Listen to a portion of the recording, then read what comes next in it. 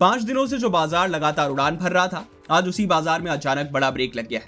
Sensex और Nifty दोनों में तेज गिरावट आई है और सबसे बड़ा सवाल यही है कि क्या ये सिर्फ करेक्शन है या फिर एक बड़ी कमजोरी की शुरुआत। आज शुक्रवार को भारतीय शेयर बाजार में जोरदार गिरावट देखने को मिली है।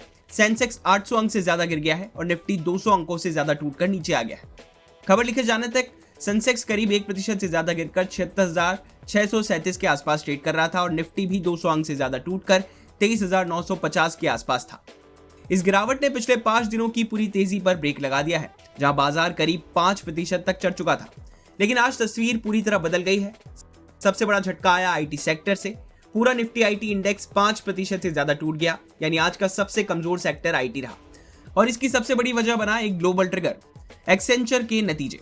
यहाँ एक बात साफ समझ लीजिए, एक्सेंचर कोई भारतीय कंपनी नहीं है, ये एक ग्लोबल आईटी कंसल्टिंग कंपनी है जो यूएस में लिस्टेड है। और इसका असर इसलिए अहम होता है क्योंकि ये दुनिया भर में आईटी स्पेंडिंग का बड़ा संकेतक माना जाता है। एक्सेंचर के शेयर एक ही रात में करीब 18% तक गिर गए क्योंकि कंपनी ने FY26 की रेवेन्यू ग्रोथ गाइडेंस घटा दी। साथ ही उन्होंने कहा कि ग्लोबल डिमांड एनवायरनमेंट कमजोर है और वेस्ट एशिया में जियोपॉलिटिकल डिसरप्शंस का असर भी दिख रहा है। यानी साफ संकेत है कि दुनिया में आईटी और कंसल्टिंग खर्च की रफ्तार अभी धीमी रह सकती है। इसका असर भारत तक तुरंत पहुंचा। इन्फोसिस के शेयर करीब 7 से 8% तक टूट गए। टाटा कंसल्टेंसी सर्विसेज में भी करीब 6% की गिरावट देखी गई और बाकी आईटी हैवीवेट्स भी दबाव में आ गए। यानी पूरा आईटी सेक्टर एक साथ गिरा। और आज बाजार सिर्फ आईटी तक सीमित नहीं रहा। निफ्टी रियल्टी में भी 1% से ज्यादा गिरावट देखने को मिली और Nifty mid cap, small cap, IT और टेलीकॉम इंडेक्स भी करीब 1.3% तक नीचे रहे। लेकिन दूसरी तरफ कुछ सेक्टर मजबूत भी दिखे। निफ्टी मीडिया करीब 1% तक चढ़ा और हेल्थ केयर सेक्टर भी आधे फीसदी से ज्यादा मजबूत रहा। यानी बाजार पूरी तरह बिकवाली में नहीं था, बल्कि सिलेक्टिव प्रेशर देखने को मिला। लेकिन सवाल यह है कि क्या सिर्फ एक्सेंचर की वजह से भारतीय बाजार में इतनी बड़ी गिरावट आई है? जवाब है नहीं। एक्सेंचर सिर्फ ट्रिगर था, असल में बाजार पहले से ही कई चिंताओं से घिरा हुआ था। सबसे पहला फैक्टर है विदेशी निवेशकों का रुख। पिछले 3 सत्रों तक खरीदारी करने के बाद FIIs फिर से बिकवाली पर लौट आए। गुरुवार को विदेशी निवेशकों ने 1025 करोड़ रुपए से ज्यादा के शेयर बेच दिए थे और जब विदेशी पैसा निकलता है तो बाजार पर दबाव बढ़ना तय माना जाता है। दूसरी वजह है प्रॉफिट बुकिंग। याद कीजिए, सिर्फ 5 कारोबारी दिनों में सेंसेक्स और निफ्टी करीब 5% तक उछल चुके थे। ईरान यूएस समझौते की खबरों और कच्चे तेल की कीमतों में नरमी से बाजार को जबरदस्त सपोर्ट मिला था। ऐसे में कई निवेशकों ने सोचा कि मुनाफा जेब में डाल लेना बेहतर है और यही वजह है कि तेजी के बाद आज मुनाफा वसूली देखने को मिली है। तीसरा फैक्टर है ग्लोबल मार्केट्स। आज एशिया के ज्यादातर बाजार लाल निशान में रहे।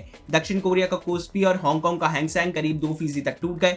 अमेरिकी फ्यूचर्स भी कमजोरी दिखा रहे थे। ऐसे माहौल में भारतीय बाजार का दबाव में आना कोई बड़ी हैरानी की बात नहीं थी। चौथा और शायद सबसे अहम फैक्टर बाजार में बढ़ता डर है। इंडिया विक्स, जिसे बाजार का फियर इंडेक्स कहा जाता है, करीब 6% चढ़ गया। जब विक्स बढ़ता है तो इसका मतलब होता है कि निवेशक आने वाले दिनों में ज्यादा उतार चढ़ाव की आशंका देख रहे हैं और ऐसे समय में ट्रेडर्स अक्सर जोखिम कम करने लगते हैं।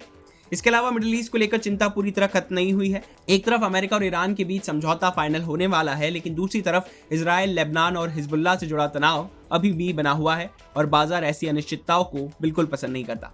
यही वजह है कि आज की गिरावट को सिर्फ आईटी सेक्टर की कहानी मानना गलत होगा। आईटी ने बाजार को नीचे खींचा जरूर, लेकिन FIIs की बिकवाली, प्रॉफिट बुकिंग, बढ़ता विक्स, कमजोर ग्लोबल संकेत और मिडिल ईस्ट की अनिश्चितता, इन सभी ने मिलकर बाजार पर दबाव बनाया। इसलिए अगले हफ्ते निवेशकों की नजर सिर्फ आईटी शेयरों पर नहीं, बल्कि विदेशी निवेशकों के रुख, कच्चे तेल की कीमतों और निफ्टी के 24,000 के स्तर पर भी रहने वाली है। बिजनेस से जुड़ी बाकी तमाम खबरों के लिए आप देखते रहिए बिज़ तक।